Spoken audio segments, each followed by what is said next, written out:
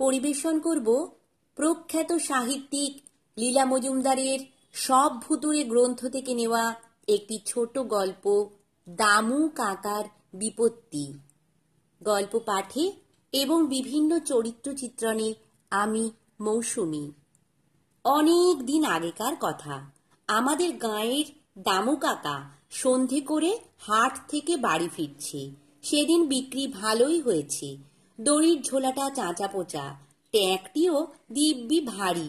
কিন্তু তাই বলে যে দামু কাকার মুখে হাসি ফুটেছিল সে কথা যেন কেউ মনে না করে। ওর মতো খিটখিটে রুক্ষ বদমেজাজি লোক সারা গাঁটা খুঁজে উজাড় করে ফেললেও আর একটাও পাওয়া যেত না। দুনিয়া শুদ্ধ সকলের খুঁত ধরে বেড়ানোর ফলে এখন এমনই দাঁড়িয়েছিল যে এক একটা বন্ধু বান্ধব থাকা দূরের কথা, বাড়ির লোকদের মধ্যেও বেশিরভাগের সঙ্গেই কথা বন্ধ। এমনকি ও ঘরে ঢুকলে ওদের বিরাট আকায় ছাই রঙের হুলো বিড়ালটা পর্যন্ত তৎক্ষণাৎ উঠে ঘর থেকে চলে যেত। দামু কাকা সবই দেখতে পেত, কিন্তু বেড়ালটাকে কিছু মুখে বলতো না। অন্যদের শুধু এইটুকু বলতো, তোদের ভালোর জন্যই তোদের বলি। তা তোদের যদি এতই মন্দ লাগে যা খুশি করগে যা, পরে যখন কষ্ট পাবি তখন আমাকে কিছু বলিস না। যাই হোক, সূর্য অনেকক্ষণ হলো ডুবে গেছে। চারিদিক থেকে দিব্যি অন্ধকার ঘনিয়ে এসেছে। আকাশে চাঁদ নেই, শুধু তারার আলোতে সব ঝাপসা ঝাপসা দেখা যাচ্ছে। দামু কাকা হন হন করে এগিয়ে চলেছে। এক ক্রোশ পথ, যত শিগগির পার হয়ে যাওয়া যায় ততই ভালো। ভূত প্রেতে দামু কাকার বিশ্বাস নেই, কিন্তু গোটা দেশ জুড়ে লোকগুলো দিন দিন এমনই পাজি বদমাইশ হয়ে উঠেছে যে পয়সা কড়ি নিয়ে পথে বেরোনোই দায়। বরং বড় কুমড়োটা বিক্রি করবার জন্য এতক্ষণ অপেক্ষা না করলেই ভালো ছিল। প্রায় অর্ধেকটা পথ পেরিয়ে এসেছে। মাথাটা কিরকম যেন একটু ঝিমঝিম করছে। আসবার আগে হাট থেকে একটা পান মুখে দিয়ে বেরিয়ে পড়েছিল। তাতেই কাঁচা সুপুরি ছিল হয়তো। তবে বুদ্ধি শুদ্ধি যে সবই দিব্যি চাঙ্গা ছিল এ কথা দামু কাকা বারবার বলতো। পথের পাশেই বিরাট বাঁশ ঝাড়। তারার আলোয় পথের উপর তার ছায়া পড়ে অনেকখানি জায়গা জুড়ে ঘোর অন্ধকার করে রয়েছে। ওইখানটার কাছাকাছি আসতেই দামু কাকার কেমন গা শিরশির করে উঠল। তবুও হাতের মোটা বাঁশের লাঠিটি বাগিয়ে ধরে সে বড় বড় পা ফেলে এগিয়ে চলল। ঠিক বাঁশঝাড়ের সামনাসামনি আসতেই মনে হলো শুরুত করে কালো একটা কি যেন পথের এধার থেকে ওধারে গিয়ে বাঁশঝাড়ের মধ্যে মিলিয়ে গেল। সঙ্গে সঙ্গে দামু কাকার কানে এলো একটা খ্যাঁস খ্যাঁস ফ্যাঁস ফ্যাঁস শব্দ। তা সে বাদুড়ের না আর কিছুর আওয়াজ ঠিক বোঝা গেল না। ততক্ষণে দামু কাকার বেশ বুক ঢিপ ঢিপ শুরু হয়ে গিয়েছিল। গাঁয়ের সকলের সঙ্গে ঝগড়াঝাটি না করে সঙ্গী সাথী নিয়ে দল বেঁধে পথ চলাই যেন ভালো মনে হয়েছিল। বাঁশঝাড়ের অর্ধেকটা পার হয়ে গেছে। এমন সময় বাঁশঝাড়ের মধ্যে থেকে কে যেন একটা লম্বা হাত বাড়িয়ে লাঠি গাছটি হাত থেকে কেড়ে নিল। দামু কাকা দারুণ চমকে উঠে ফিরে দাঁড়াতেই তিন চারটে কালো কালো ডিগডিগে রোগা লোক ওকে ঘিরে ফেলে, কোল পাঁজা করে তুলে নিয়ে বাঁশঝাড়ের মধ্যে ঢুকে পড়ল। দামু কাকা যে সে ছেলে নয়, ওর বাবা ছিল সেকালের নাম করা হাজারি পালোয়ান। লাঠি খেলায় সে হাজার শত্রুকে ঘায়েল করেছিল, মেরে ফেলেনি অবশ্যই, কারণ দামু কাকারা ছিল দারুণ বৈষ্ণব। কিন্তু এসা ঠেঙিয়েছিল যে তারা পালাবার পথ পায়নি। তাদের মধ্যে যে কটা পেছিয়ে পড়েছিল লম্বা লম্বা করে একটার পর একটাকে মাটিতে শুইয়ে দিয়ে তবে ছেড়েছিল। কাজে দামু কাকাও নেহাত হেজি পেজি নয়। নড়বার চড়বার ক্ষমতা হারিয়ে সে এমনই ষাঁড়ের মতো চেঁচাতে লাগলো যে বাঁশ গাছগুলো মরমর করে ঠিক ভেঙে না পড়লেও তাদের গা থেকে গোছা গোছা পাতা খসে পড়তে লাগলো, ফালা ফালা ছাল ছাড়িয়ে আসতে লাগলো। অগত্যা লোকগুলোর মধ্যে একজন একটা কালো গিরগিরে হাত দিয়ে দামু কাকার মুখ চেপে ধরল। মুখ চেপে ধরতেই দামু কাকার নাকে এলো কেমন একটা অনেক দিন বন্ধ ঘরের মধ্যে ব্যাঙের ছাতার মতো গন্ধ।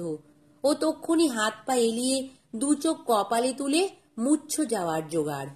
কিন্তু তারা মুচ্ছ যেতে দিলে তো অমনি ক্ষণক্ষণে গলায় ৫-৭ জন মিলে কানের কাছে, ও মোড়লের পো, এখন ভিড়মি গেলে চলবে না, আমাদের সভায় আগে বিচার করে দাও, তারপরে যা ইচ্ছে কোরোগে যাও, নইলে এরা যে খেঁচাখেঁচি করে প্রাণ আতিষ্ঠ করে তুললেন। তাই শুনে দামু কাকা মুচ্ছ ছেড়ে উঠে বসে চারিদিকে তাকিয়ে একেবারে বাঁশঝাড়ের মাঝখানটা একদম ফাঁকা, সেখানে একটা ধুনি জ্বলছে, আর তারই চারধারে একদল কুচকুচে কালো মেয়ে আঁচড়া আঁচড়ি কামড়া কামড়ি করছে, আর তাদের ঘিরে কাতারে কাতারে কালো কালো ছেলে ঝগড়া থামাবার চেষ্টা করছে আর খুব কানমলা আর চিমটি খাচ্ছে। এক বেচারা মাথায় একটা হাঁসের পালক গুঁজে একটা ঢিপির উপর বসেছিল। দামু কাকাকে টেনে সে পাশে বসালো। দামু কাকার ততক্ষণে অনেকখানি সাহস ফিরে এসেছে। জিজ্ঞাসা করল, তা মশাই, তাহলে আমায় কি করতে হবে? কিচ্ছু না, শুধু এই মেয়েগুলোর মধ্যে কে যে কাঁদছে ভালো দেখতে সেটুকু বলে দিন। আমরা তো হিমশিম খেয়ে গেলাম, সবচেয়ে ভালোর গলায় এই সোনার মালা পরিয়ে দিন, আর কিছু করতে হবে না। দুনিয়ার কোনো মেয়েকে দামু কাকা ভয় পায় না। সামনে এসে হাঁক দিয়ে বলল, এই সুন্দরীরা, তোরা এখন চেঁচামেচি রাগ দিকিনি, এইখানে লাইন বেঁধে দাঁড়া, আমি ভালো করে দেখি কে সবচেয়ে ভালো দেখতে। অমনি মেয়েগুলো ঝগড়াঝাটি ভুলে লাইন বেঁধে দাঁড়িয়ে গিয়ে যে যার চুল ঠিক করতে লেগে গেল, হাত পা সোজা করতে লাগলো। তাদের রূপ দেখে দামু কাকার তো চক্ষু চড়ক গাছ, প্রত্যেকটা সমান হত কুচ্ছিত, কুলোর মতো কান, মূলোর মতো দাঁত, গোল গোল চোখ আর গিরগিরে রোগা। সবাই হাসি হাসি মুখ করে দামু কাকার দিকে চেয়ে আছে। দামু কাকা একবার তাদের ধারালো দাঁত আর লম্বা লম্বা নখের দিকে তাকিয়ে দেখল, আর অমনি সব ছেলেগুলো করলো কি, গতিক বুঝে তফাতে সরে দাঁড়ালো ভাবখানা, একজনকে মালা দিলেই তো হয়েছে। কিন্তু দামু কাকা যে সে ছেলেই নয়, সে তো বলেছি। এগিয়ে এসে মেয়েগুলোর দিকে ভালো করে নজর করে আর একবার দেখে নিয়ে বলল, সমবেত ভদ্র মহোদয়গণ, আমি আনন্দের সহিত জ্ঞাপন করছি যে আপনারা সকলেই সবচেয়ে সুন্দরী, একজনও অন্যদের চেয়ে একটুও কম সুন্দরী নন। অতএব সকলেই এই সোনার মালা পাবার যোগ্য। বলেই পট করে মালার সুতো ছিঁড়ে ফেলে প্রত্যেকের হাতে হাতে একটা করে সোনার পুঁতি দিয়ে বাকিগুলো নিজের ট্যাঁকের মধ্যে গুঁজে ফেলল। মেয়েরা সবাই ফার্স্ট প্রাইজ পেয়ে আর ছেলেরা সমস্ত গোলমাল এমন নির্বিঘ্নে কেটে যাওয়াতে এমনি খুশি হলো যে কেউ আর কিছু লক্ষ্যই করল না। তখন দামু কাকাও গুটি গুটি বাঁশঝাড়ের মধ্যে থেকে বেরিয়ে পড়ে সদর রাস্তা ধরে রাম রাম বলতে বলতে ঊর্ধ্বশ্বাসে গাঁয়ের দিকে ছুটল। বাড়িতে ততক্ষণে কান্নাকাটি পড়ে গেছে। তার মধ্যে দামু কাকা এসে হাজির হওয়াতে সবাই মহা খুশি। গাঁয়ের লোকও মেলা এসে জড়ো হয়েছিল। দামু কাকা তাদের হাত ধরে বসিয়ে মুদির কাছ থেকে চিঁড়ে বাতাসা নিয়ে এসে পেট ভরে খাইয়ে দিল। সবাই অবাকও হলো যেরকম, খুশিও হলো তেমনি।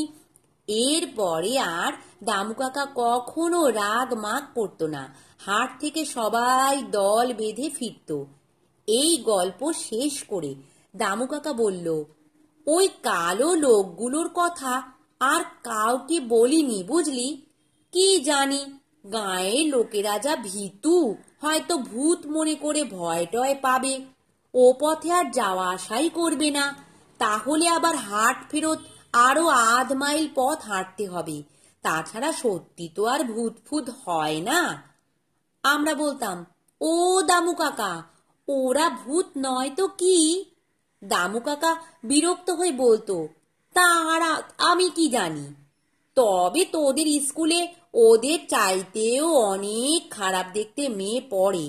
এ আমার নিজের চোখে দেখা। নমস্কার। গল্প পাঠ ভালো লাগলে চ্যানেলটি সাবস্ক্রাইব করে দিও আর লাইক কমেন্ট শেয়ারও করো।